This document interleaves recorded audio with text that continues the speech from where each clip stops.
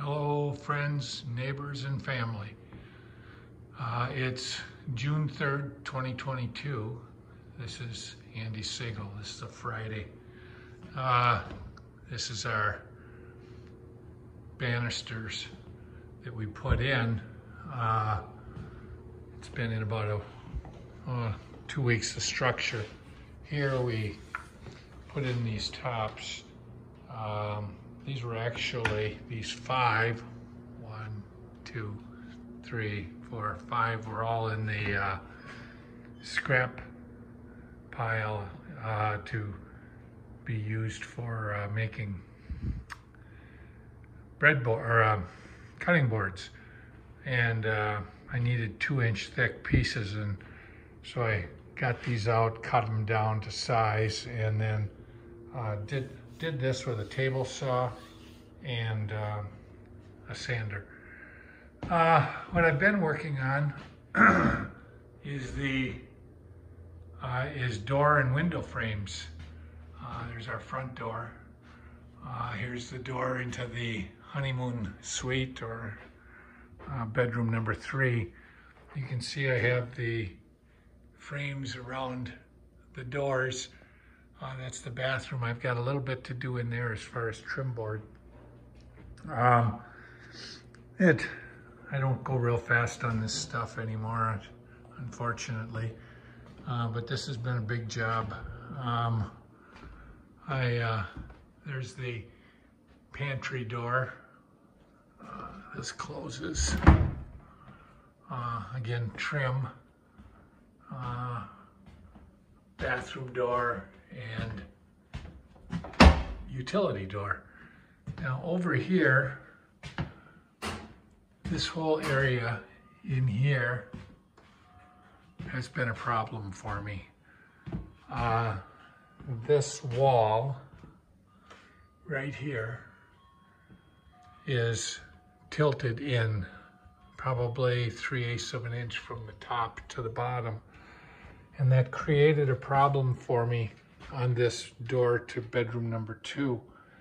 Because I had the frame flush against the wall, and when I would do that, because that wall is so out of square, I could not close this door.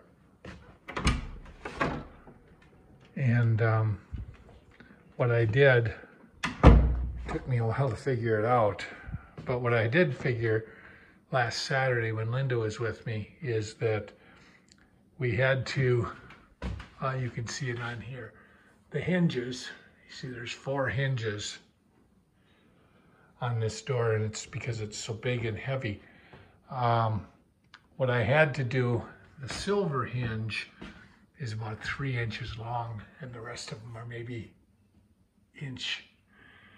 And so what I did is unscrewed out the entire silver bolt or screw, and then the other 4. You see there's, I don't know if you can see a 1, 2, 3, and then the silver. So I screwed the 3 black ones out so they weren't hitting the framing. And that was on this board, on this door. And I had to get it because I knew my door was straight, but the frame had to be out of square. So when I unscrewed these bottom 3 and left this one in, that gave me the support so it wasn't going to fall over. And with Linda holding it, then what I did is I kept pushing it in until this door was perfectly vertical. And then I screwed the hinges back in with that silver screw going all the way through, put it in a different hole. So for instance, it's right here. Originally it had been there, and I put it down there because I now had needed a new place so that I could get it to take a lot of meat. So I did that, and then I closed this door so that I'd get a nice good seal, and it was flush on the inside. Got that taken care of. This one was okay. This door here always wanted to swing shut. And you see down here, there's a door stop. It's that little shoe. And what I figured out on that one is I had to push the bottom. I did the same thing, loosened up these 3 sets of hinges, and then I kicked it out until it was flush or level. And now it does not close on its own like it's not supposed to. Now, so here I'm nice and flush against the wall, so I won't have to cut much, if any, drywall away. But here is the problem, because I'm going to end up with a little bit of drywall space. So my plan is here and here, master bath or master door, laundry door, and here's the other side of the laundry door, and here's bedroom number 2.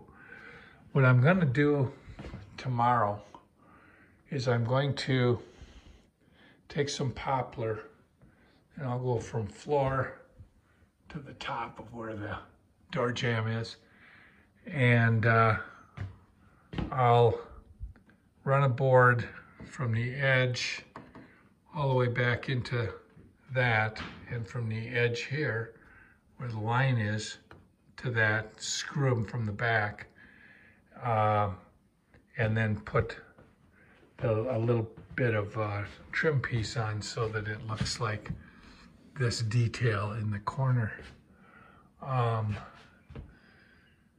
I don't know how I'm gonna do it with tops, because you see tops, I gotta come to a 45, so it's gonna take a bit of work, but that's my challenge for tomorrow, is to get these 2 corners done. I sort of put that on hold this week, and I've been working out here. Now, when I did when I had done originally everything's a mess because I've been working on things, but when I had done the window seat / bookcase, and over to there, I had 2, 3, 4 sets of windows, and I had installed 3 or 4 of those. And so what I've been doing, as you see, I did the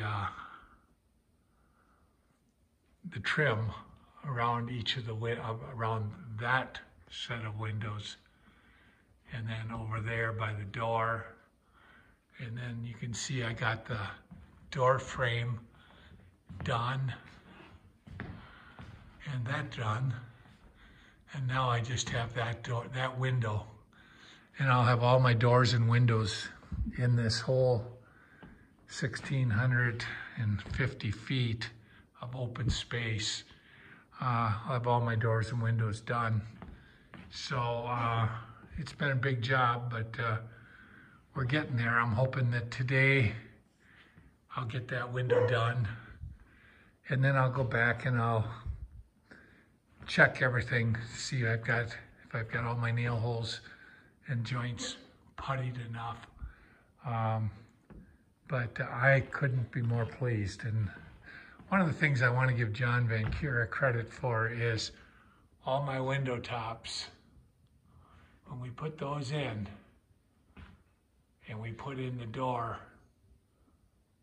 everything is the same height. And he really focused on that when we were building and framing things out and installing windows originally. It made it, I'll say easier, but it made it look much more professional when I ended up doing my window and door trim. Thanks for following our progress.